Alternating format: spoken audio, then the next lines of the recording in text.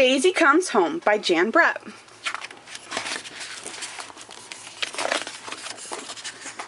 Look over the garden wall and you will see the 6 happiest hens in China.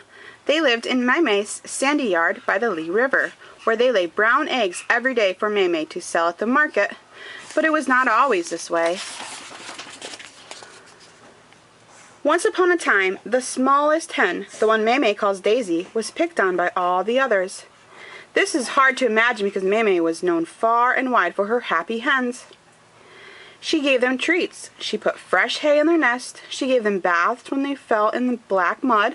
And when she called goo goo goo goo, all the hens would run to her as fast as their legs could carry them. Even Mei's egg baskets were painted with big red characters that read Happy Hens, and she tried to make it so. But every night when it was time to roost in the hen house, the other hens picked on Daisy. They fluffed up their feathers and crowded her off the perch. They jostled her until peck, one or the other pushed her and thump, off she fell. Then the hens tucked their heads into their feathers and went to sleep while poor little Daisy was stuck below on the damp mud floor, shivering and cold until morning. One day it rained all day and the hens stayed inside. When it got dark, they flew up to their perch, except for Daisy. She had had enough of pushy hens and cold, damp floors. She went outside to find a place to spend the night. Down on the riverbank, she spied one of the market baskets. She snugged in and fluffed up her feathers to stay warm. Daisy was sleeping and didn't see the river creeping up the bank from all the rain, and when the water reached her happy hen's basket, she didn't feel it float out into the river. But when the basket started tipping and bobbing, Daisy woke up. She peeked out and saw a watery world all around her. The sandy yard, the garden wall, and Mei's farmhouse looked smaller and smaller as the current carried her down the river. Finally, the basket bumped against a stone jetty where a houseboat was tied up. Scratch, scratch, scraped the basket as the river waves pushed it against the sharp rocks. A dog was sitting up on the deck of the houseboat.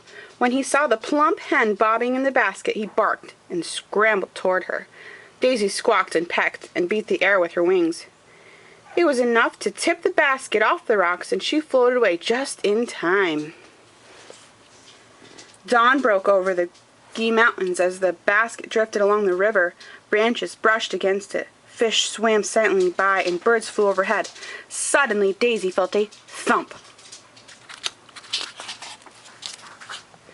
Daisy looked up and saw 2 big horns and a pair of surprised eyes looking down at her.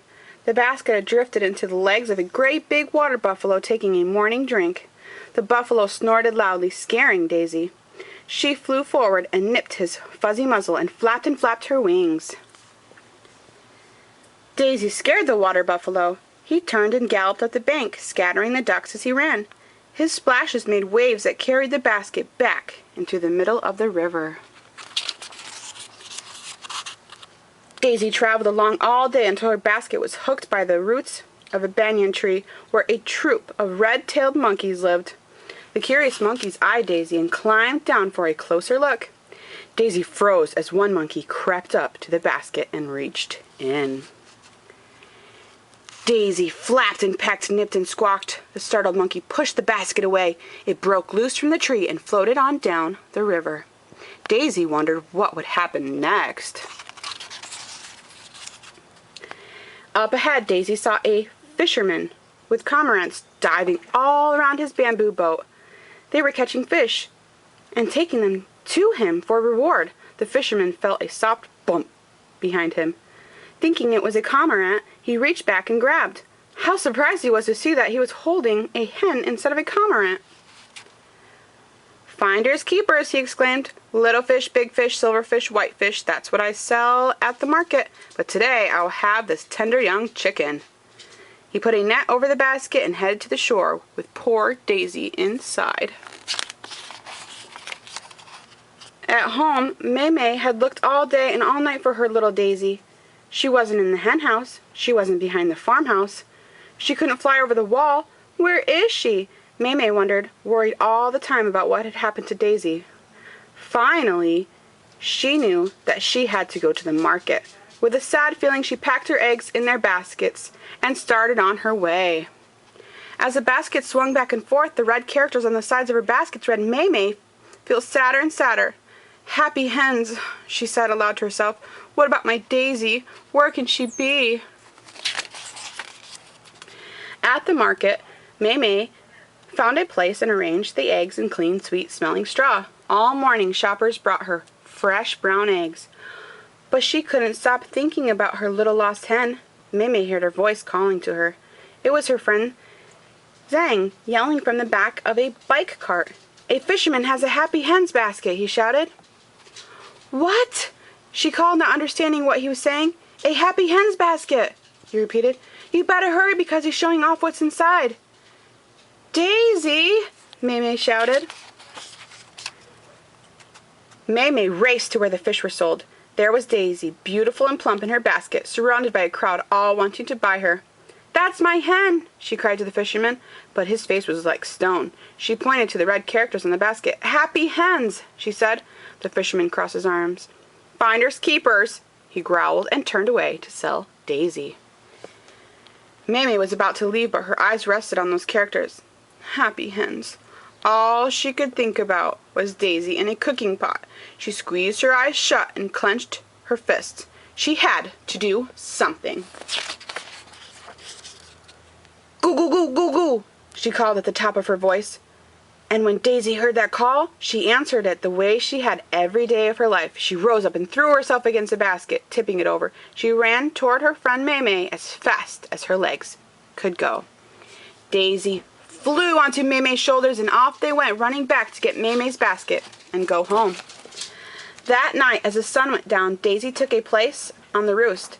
When one of the big hens fluffed up her wings and spread out, expecting Daisy to fall off the perch like always. Daisy flapped her wings. I learned that from a boat dog, she clucked. Another hen tried to tip her off. She pushed right back. I scared a water buffalo like that, she squawked. Another hen jostled her. Peck, peck. Peck, peck. Daisy kept her place on the perch and beat the air with her wings. She remembered the monkey, and she pecked and flapped all over again. That was when the hens gave Daisy a place of her own. The lap, lap, lap of the river made a peaceful nighttime song. No bumping, no jostling, no fussing around, just 6 happy hens, their heads tucked in their feathers, high and warm and safe together.